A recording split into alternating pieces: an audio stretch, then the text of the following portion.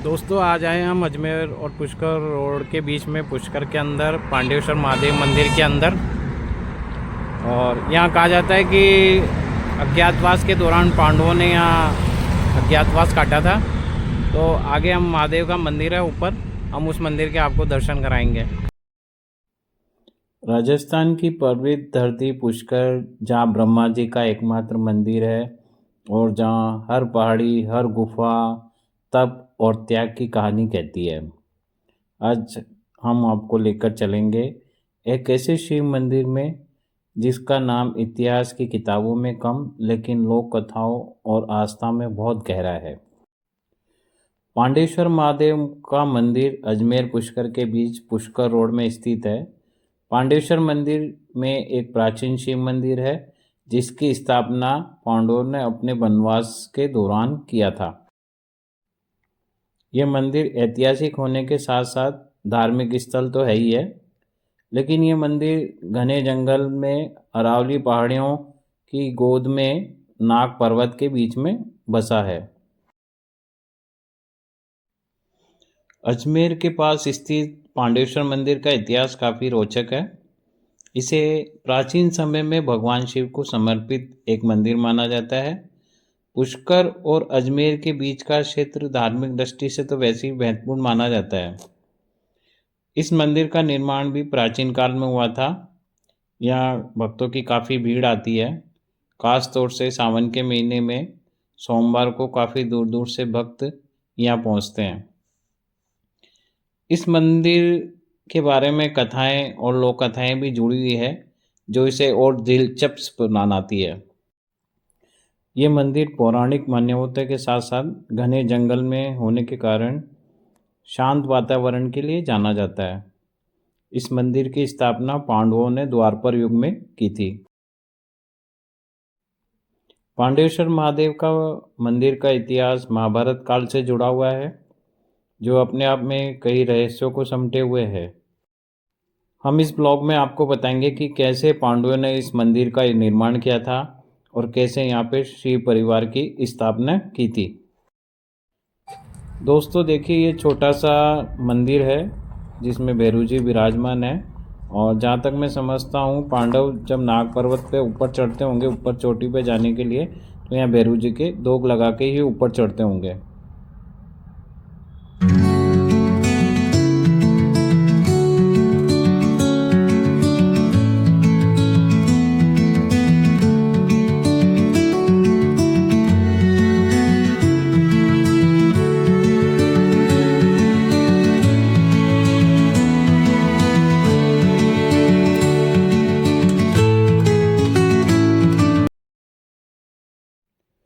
दोस्तों अजमेर से 8 किलोमीटर दूर इस मंदिर में जाने के लिए दुर्गम पहाड़ी रास्तों और घने जंगल से गुजरना पड़ता है। आप देख रहे होंगे रास्ते में ये कितने बड़े बड़े पत्थर है और रास्ता नहीं बना हुआ है। इन्हीं पत्थरों पे चल के आगे मंदिर तक पहुंचना होता है। साथ ही यहाँ शाम को 6 बजे बाद प्रवेश बंद रहता है, क्योंकि यहाँ शेर चीता आने की संभावना हमेशा बनी रहती है। और भी कहीं जंगली जानवर भी आपके 6 बजे बाद अगर प्रवेश करते तो रात के समय हमला कर सकते हैं आप पे।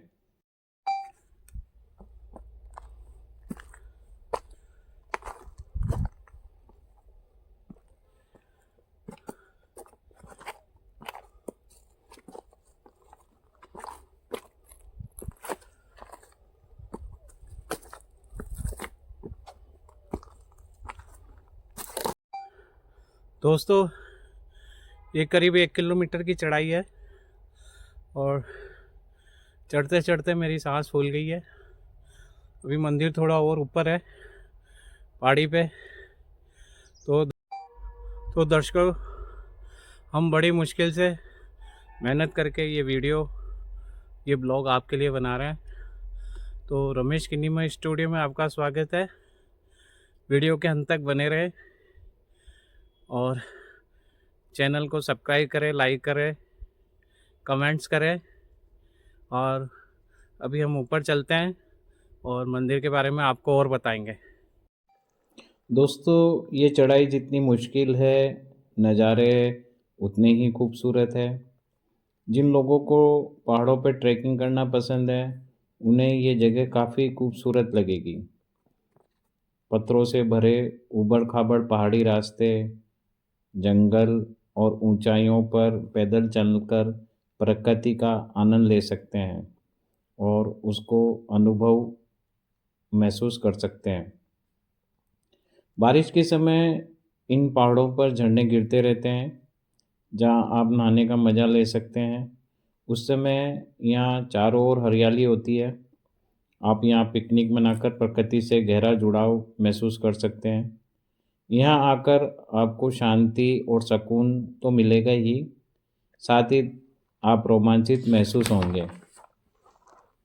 मुख्य सड़क से मंदिर तक सीधी खड़ी चढ़ाई 2 किलोमीटर करीब है। पहाड़ों की ऊंचाई, ताज़ी हवा, हरियाली, झरने, ऊबड़-खाबड़ पत्थरों से बड़े रास्ते, ये सब मिलकर ट्रैकिंग को खास बनाएंगे।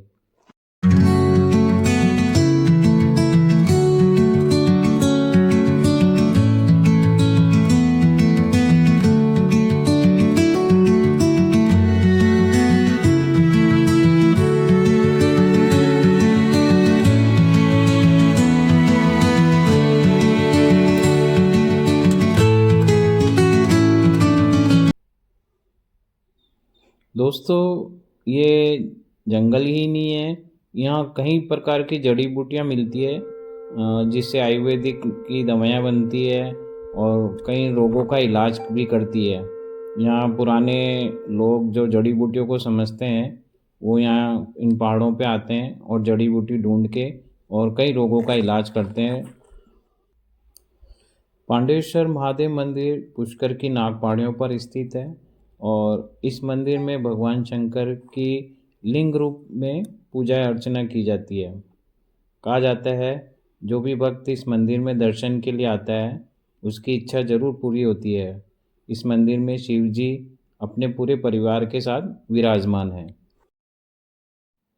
दोस्तों, सावन के महीने में सोमवार को दूर दूर से श्रद्धालु मंदिर में दर्शन के लिए पहुंचते हैं और इस मंदिर में उस समय काफ़ी भीड़ होती है।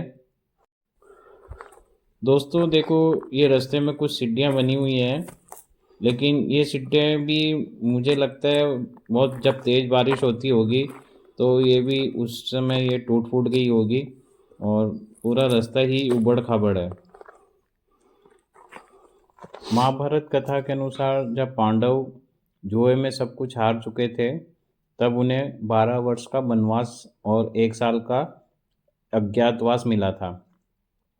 अज्ञातवास उसे कहा जाता है जहाँ पहचान खुल जाती है तो वापस 12 साल का वनवास काटना पड़ता है। वनवास के दौरान पांडव भारत के कई तीर्थों में गए। इसी यात्रा में वे पुष्कर क्षेत्र पहुँचे। यहाँ पांडवों ने वनवास के दौरान 1 साल का अज्ञातवास भी काटा। उस समय पुष्कर ऋषियों की भूमि थी और यश और तप का केंद्र था और पुष्कर में भगवान शिव की विशेष साधना स्थली माना जाता था। महाभारत युद्ध से पहले पांडव जानते थे कि आगे खतरनाक युद्ध होने वाला है, जिसमें अपने ही भाई बंधु मारे जाएंगे। इस मानसिक और धार्मिक बोझ से मुक्ति पाने के लिए उन्होंने भगवान शिव की शरण ली थी। ये रास्ते में शिव जी का एक छोटा मंदिर है, लेकिन मुख्य मंदिर अभी भी ऊपर चढ़ाई पर है और ये रास्ते में एक मंदिर बना हुआ है जिसका जीर्णोद्धार का काम चल रहा है।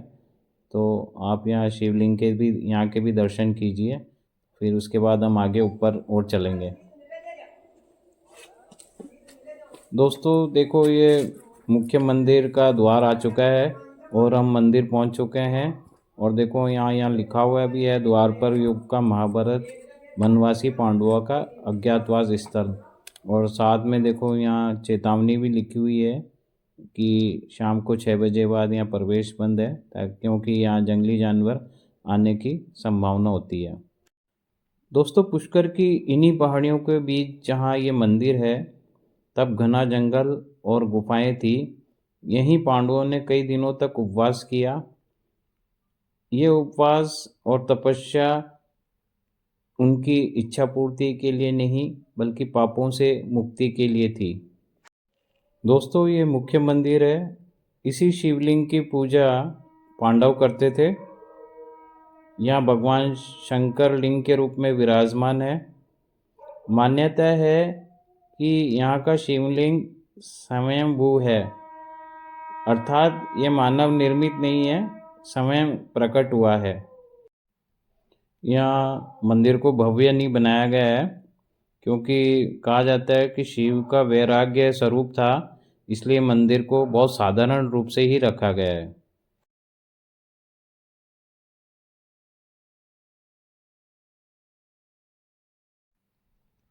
दोस्तों, यह द्वापर युग की महाभारत की वनवासी पांडव अज्ञातवास स्थल है। ये देखो, ये बहुत ही गहरी गुफा है और इसके अंदर पानी भरा हुआ है। और जहाँ तक मैं समझता हूँ, जब पांडव अज्ञातवास काट रहे होंगे तो वो या तो इस गुफा में रहते होंगे। और ये भी कहा जाता है कि इस गुफा को भीम ने अपने घुटनों से इसे बनाया था। देखिए कितनी गुफा खतरनाक गुफा है। और यहाँ महिलाओं का जाना वर्जित है। और इस गुफा में अभी आप देखिए पानी भरा हुआ है, और जो दिखने में काफ़ी खतरनाक लग रही है। और चारों तरफ गुफा के ऊपर बड़े बड़े पहाड़ है। इन पहाड़ों के बीच में ये गुफा बनी हुई है। देखिए किस तरह से हमें यहाँ केवल पानी दिखाई दे रहा है, और ये कितनी अंदर गुफा है वो हम बता नहीं सकते आपको। दोस्तों, पांडवों की घोर तपस्या से प्रसन्न होकर भगवान शिव ने उन्हें वरदान मांगने को कहा। लेकिन भगवान शिव पंचमुखी नाग, सफ़ेद जटाएं और अद्भुत रूप में दर्शन दिए, जिसे देखकर पांडव कुछ बोल नहीं पाए। तब तक शिव अंतर्ध्यान हो गए। उसके बाद पांडव अफसोस करने लग गए। तब पांडवों ने वापस शिव से प्रार्थना करके अपना राजपट वापस पाने और पापों से मुक्ति पाने का वरदान मांगा। तब भगवान शिव ने प्रसन्न होकर वरदान दिया कि तुम्हारे पाप यहीं पांडेश्वर में नष्ट होंगे और तुम्हारा अज्ञातवास भी सफल होगा, धर्म की विजय निश्चित है और तुम्हारा राजपाट भी वापस मिलेगा। इस प्रकार शिव का आशीर्वाद लेकर पांडव पुष्कर से विराटनगर गए और वहां उन्होंने अपना अज्ञातवास पूरा किया। इस प्रकार महाभारत युद्ध के पश्चात पांडवों को अपना राजपाट वापस मिला। अतः इस मंदिर के लिए कहा जाता है कि यहाँ खोई हुई चीज़ मांगने पर वापस मिल जाती है। साथ ही पांडवों को पाप से मुक्ति मिलने के कारण यह स्थान पांडेश्वर और पाप मोचनी महादेव भी कहलाता है, और पांडवों की तपस्थली भी कहलाती है। पांडवों के बाद ऋषि, साधु, सन्यासी इस स्थान को ध्यान और तप की भूमि मानने लगे। दोस्तों, ये मंदिर के पिछला हिस्सा है, जो बड़े बड़े पहाड़ों के पत्थर से और बड़े बड़े पेड़ों से घिरा हुआ है, जो अपने आप में एक अद्भुत छटा बिखेर रहा है। और उसके बाद देखिए हम आते हैं, हम मंदिर के सामने के हिस्से में देखिए ये नाग पहाड़ है। और यहाँ से देखिए नीचे का नज़ारा कितना सुंदर लग रहा है। हम चोटी के ऊपर, पहाड़ की चोटी के बिल्कुल इधर खड़े हैं, और यहाँ से देखिए बिल्कुल नीचे का नज़ारा कितना बढ़िया लग रहा है। और हम जिस रास्ते से आए वो रास्ता भी यहाँ दिख ही नहीं रहा है। दोस्तों देखिए, यहाँ एक बोर्ड लगा हुआ है, पांडेश्वर महादेव, द्वापर युग महाभारत का वनवासी पांडव। दोस्तों उसके बाद ये देखिए, ये एक छोटा सा मंदिर और है, जहाँ विष्णु भगवान लक्ष्मी जी के साथ विराजमान है।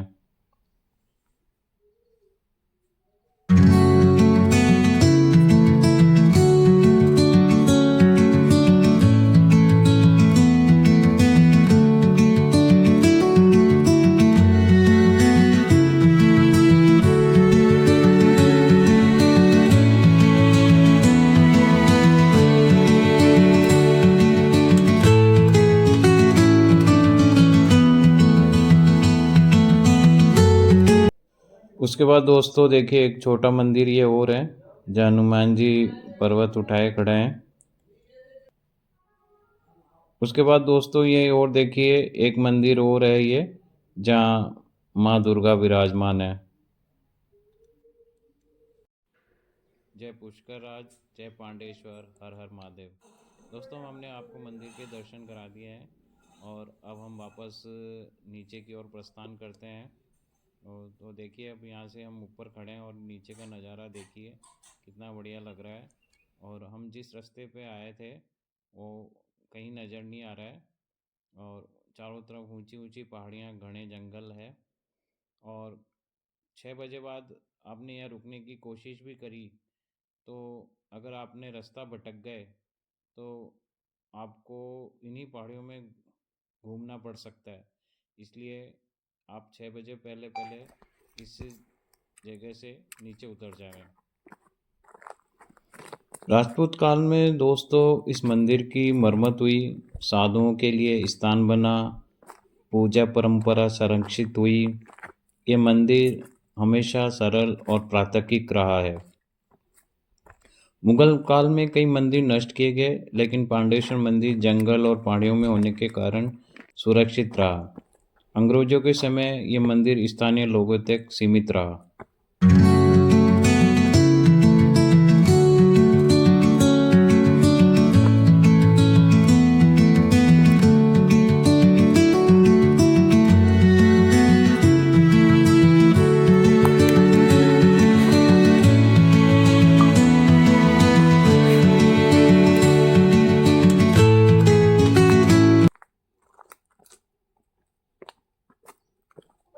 दोस्तों आज भी यह मंदिर शांति, तप और आध्यात्मिक शक्ति का केंद्र बना हुआ है। पांडेश्वर महादेव मंदिर कोई दिखावे का भव्य मंदिर नहीं है, यह आत्मा को शुद्ध करने का स्थान है। यदि जीवन में कठिन समय चल रहा हो, मन अशांत हो या कर्मों का बोझ हो, तो पांडेश्वर महादेव मंदिर आपको शांति देते हैं। हर हर महादेव, हर हर महादेव, हर हर महादेव।